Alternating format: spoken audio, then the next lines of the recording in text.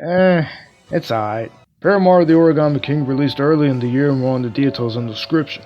It's been 20 years since the first Paper Mario game released, and from then, moving forward, a new franchise for Nintendo's most beloved character. Sticker Star was my personal favorite that released for the 3DS. I only played Paper Mario and Thousand Year Door once. I heard it was the best one, so I might go back on it on the GameCube when I get the chance.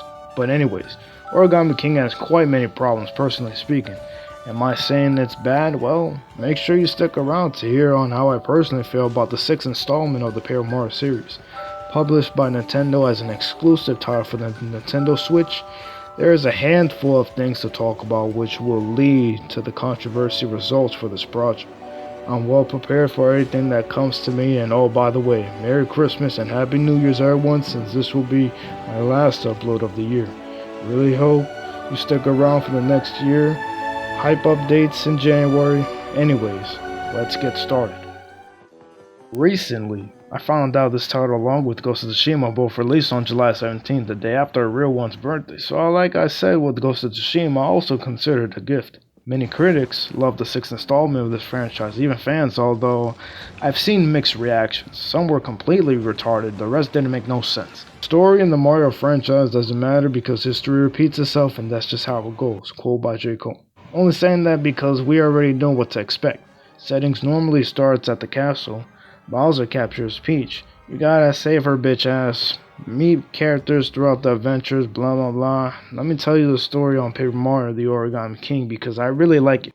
Yep. Despite what I've said, the setting takes place when Mario and Luigi travel to Toad Town, gorgeous and most colorful land of all. Princess Peach bitch been abducted by folded soldiers, which are not the same as the enemies you face throughout the series, although technically you are, they're just mind controlled. And the main antagonist isn't actually Bowser this time. How awesome is that? You meet with Olivia, soon to be an ally, along the adventures that'll await you. Finding out that the brother Olivia is the main antagonist, and no, it's really not a spoiler because all this takes place in the very beginning of the game, along with learning folded soldiers tend to take over the kingdom. The tone of the origami, unlike Sticker Star, is much better experience because there's more on the character's growth. It's humorous, entertaining, beautiful, extraordinary. As much as I much prefer Sticker Star, although people hate it, than the rest of the Paper Mario series, Origami King does a much better job with this approach on memorable characters. Sticker Star had a few, but here it's every single goddamn character nailing its role, although they don't speak because they don't need to. And out of all this, there is still a lot of things that can't change my mind on things here that really bothered me throughout the entire game. I've shared some thoughts, but up until this point is where I really get started on every little thing I either like or despite. First off, what really annoys me with Paper Mario games, in fact all the Mario games, is so much text after text after text. Just make these niggas talk already. Sure, it'll sound weird only because we don't hear them say shit, but adding so much dialogue instead of letting me play the goddamn game is such a huge turnoff. I can't deal with that, and it's very noticeable. It's like 90% on text and 10% on gameplay. The fuck? I get that you want us to understand the story, and the story isn't a problem. I really don't know why some people have small brains. The story is fine, but if you know what I'm talking about, literally every single toad in the game that you save has dialogue, and it's part of the story actually. Because they're all over the damn place. What a drag. The thing is, that's not the main problem I have. No sense of direction, it can be hard to know where exactly to go. And yeah, sure, Olivia can help you by pressing X on certain occasions. The rest you're on your own, kid. There was so many times I got bored because of the lack of gameplay. I had to get up and make me a sandwich time to time. I don't think the Origami King is a bad game. When it comes to exploring the environment and later progress to gain more HP and strength, you can even hit the enemies without going into battle. That is what I really like. Remember when I talked about the humor as well? Oh yeah, this game is funny as hell. One of my favorite scenes, and probably most memorable of all, is when you save this old tree that turns out to be a young tree, celebrates, and this has to be one of the funniest shit this year for gaming. I just really like this scene.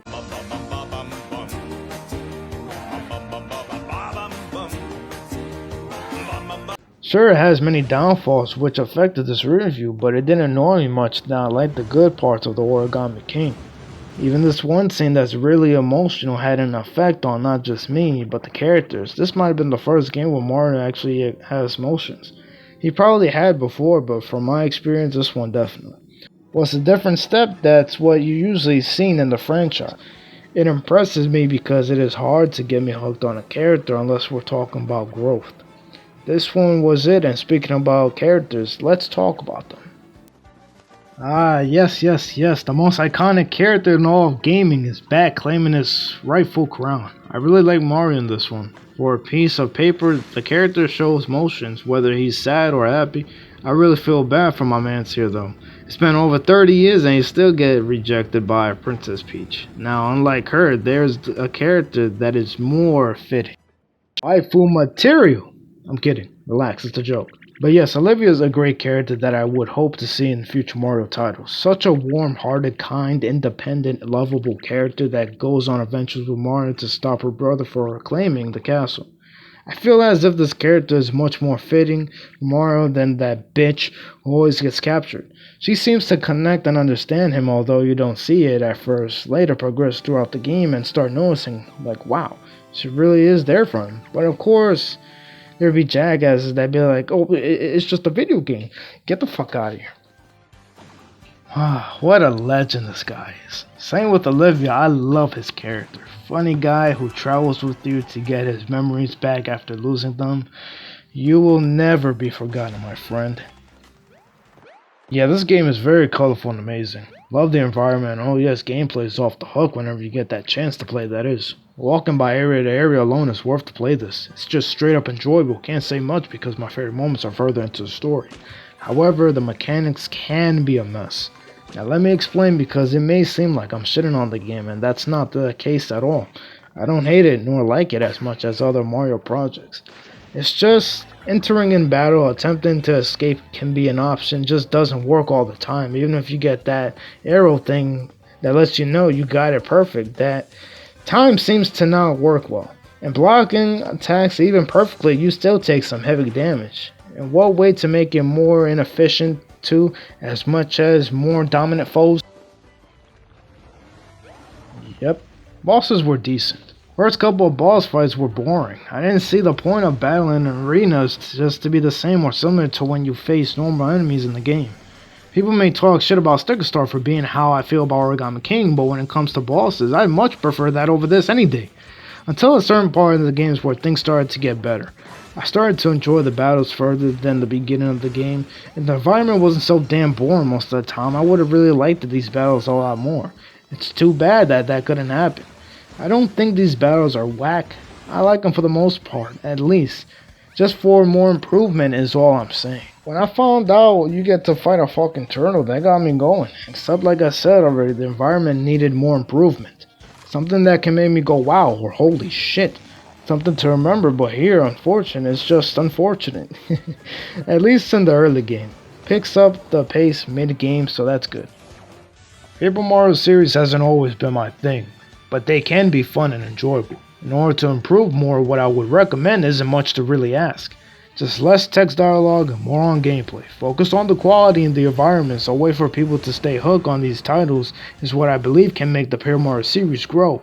What I really like is that it rewards the player for being observant.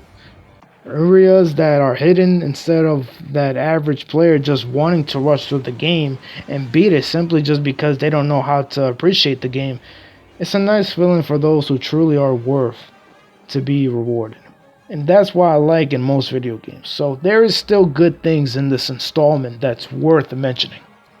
Paper Mario The Origami King isn't the best nor one of the greatest in the franchise, but it brings out plenty of entertainment and value I think it's worth to experience at least once. Origami King is a solid 6 out of 10. Well, that's it. What a great year it has been for gaming. The most I played in quite a while, really. Great launches for the new consoles and great games overall. Leave a like if you're looking forward to some more content in January, and subscribe to stick around for more. Peace, y'all. See you next year.